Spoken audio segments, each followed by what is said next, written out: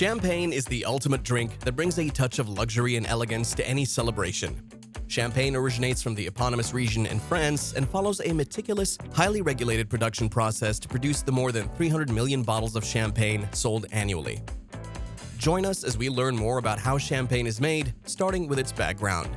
Although champagne is a sparkling wine, not all sparkling wines are champagne. What separates champagne from other sparkling wines is the grapes it is made from. Champagne is made from 3 types of grapes, all harvested in the Champagne region of France: Pinot Noir, Chardonnay, and Pinot Meunier. Different wineries will blend the 3 grapes to take advantage of their unique features. Pinot Noir is popular for its body, structure, and longevity.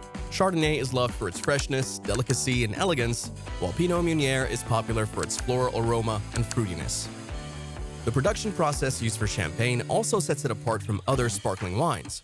Authentic champagne is produced through the méthode champenoise process. This is the traditional champagne-making process that all champagne producers in France must adhere to.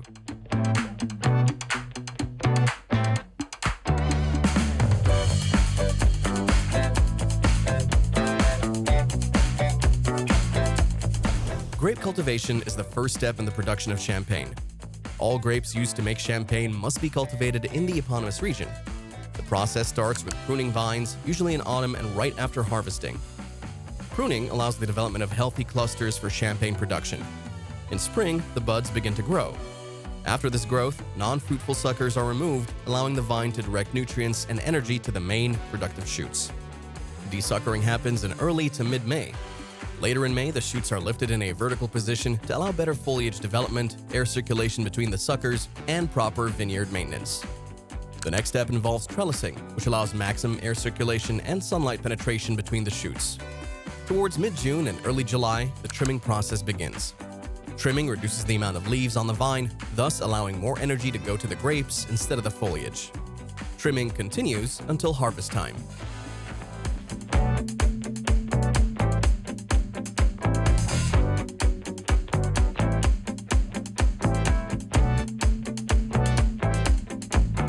Harvesting grapes for champagne is a highly controlled and regulated process.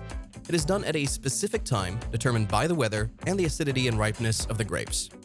Harvesting often starts in September and continues to mid-October, but some farms will start harvesting in mid-August.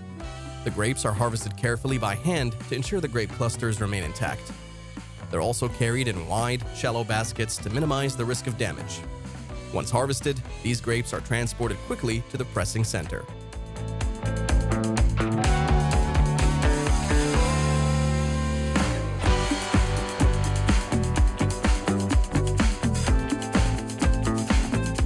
Like harvesting, pressing the fresh grapes for champagne must follow strict regulations, including how much juice can be extracted from the yield and the calibrations required for pressing equipment. The press must be broad and pressure must be gradually increased to extract the must from the grapes. During extraction, pressing centers divide the grapes into batches of 4,000 kilograms, from which they extract the first clear must of up to 2,050 liters. An additional 500 liters, called tail, are also extracted. This first extract, called cuvée, is considered the highest quality extract with the best aging properties. Some champagne producers exclusively use cuvée for their wine, while others will add some tail in their wines. During the pressing process, care must be taken to prevent oxidation. Champagne houses prevent oxidation in several ways. First, the grapes are harvested whole and by hand. They're also transported quickly to the press. Quick pressing after harvesting also prevents maceration or bleeding of color and tannins from black grapes into the must. Based on regulations, pressing must take place within 8 hours of harvesting. Champagne producers also use pneumatic presses to apply gentle pressure to the whole grape clusters, which helps prevent oxidation and maceration. Some producers also use sulfur dioxide to prevent oxidation. After pressing, the juice extracted is left to settle in a vat where the sediments and other impurities in the cuvée settle to the bottom. The process lasts up to 24 hours, after which the clarified juice is sent into stainless steel tanks of wooden barrels for the first fermentation.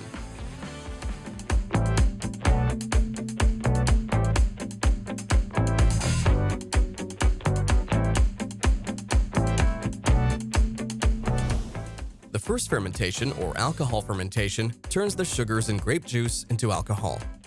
Yeast is added to the must and fermented in temperature-controlled stainless steel vats or oak barrels. The temperature is maintained at 16 to 20 degrees Celsius for 1 to 4 weeks. This process ends when the must attains an alcohol concentration between 10.5% and 11%.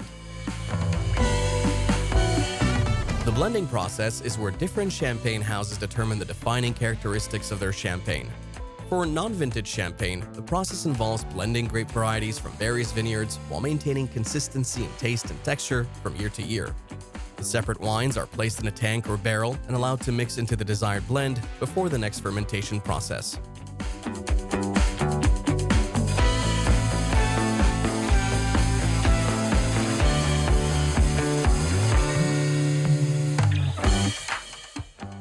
After the first fermentation and blending, the result is a base wine with no bubbles or the sparkling quality we associate with champagne.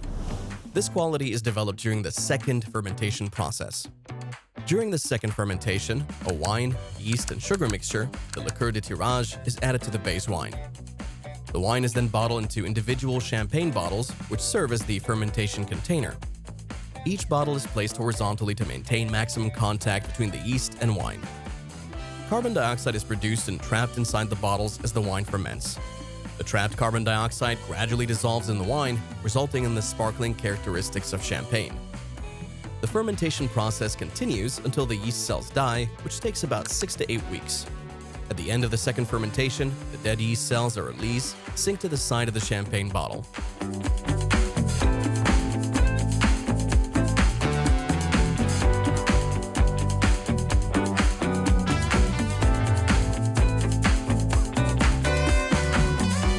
Champagne maturation, also called maturation on lees, is a slow and lengthy process that takes place in wine cellars. The cellars are dark and maintained at 12 degrees Celsius to provide the best environment for maturation. The dead yeast cells decompose, producing molecules that interact with the wine to develop more complex flavors.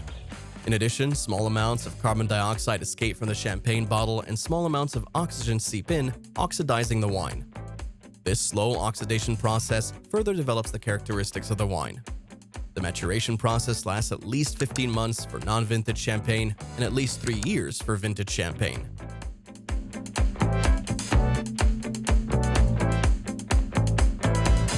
The sediment generated during the second fermentation and the maturation stages must be removed before the wine is ready for the market. To do this, champagne producers gradually ease the sediment towards the neck of the bottle. This gradual tilting moves the champagne bottle from the original horizontal position to an upside-down position. The riddling process can take between 4 to 6 weeks if done manually. Automated riddling machines can complete the same process in a week and process up to 40,000 bottles daily. This stage ends when all the sediment collects at the neck of the bottle.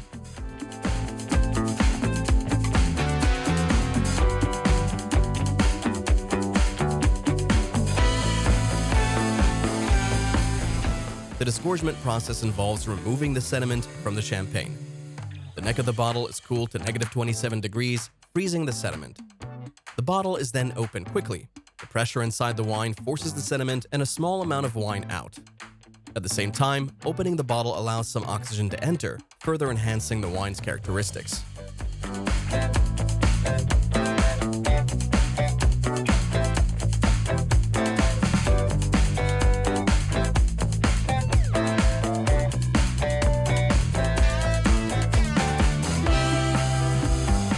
A small amount of wine is expelled from the bottle during the disgorgement process. This wine is refilled in the dosage stage. Producers will use a combination of cane sugar and wine, called liqueur de dosage, to replace the lost wine. The exact composition of the liqueur de dosage will depend on the style of champagne being produced.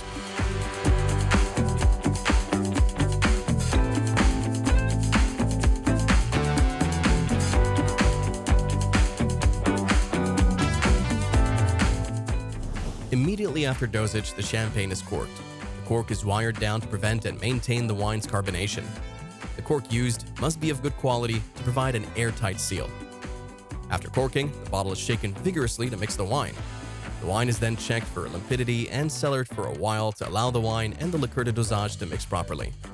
The cork and the neck of the bottle are then covered in foil to protect the cork and the wine's integrity.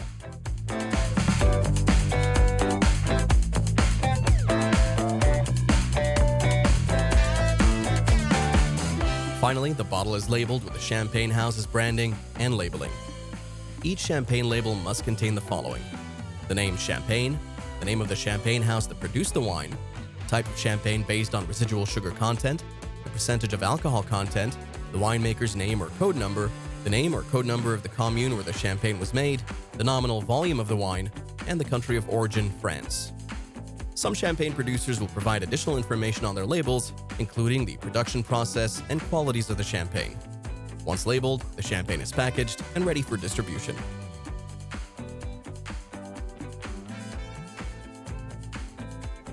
That's it for the champagne production process. Comment below your favorite champagne brand. And don't forget to like this video and subscribe for more content on how your favorite products are made.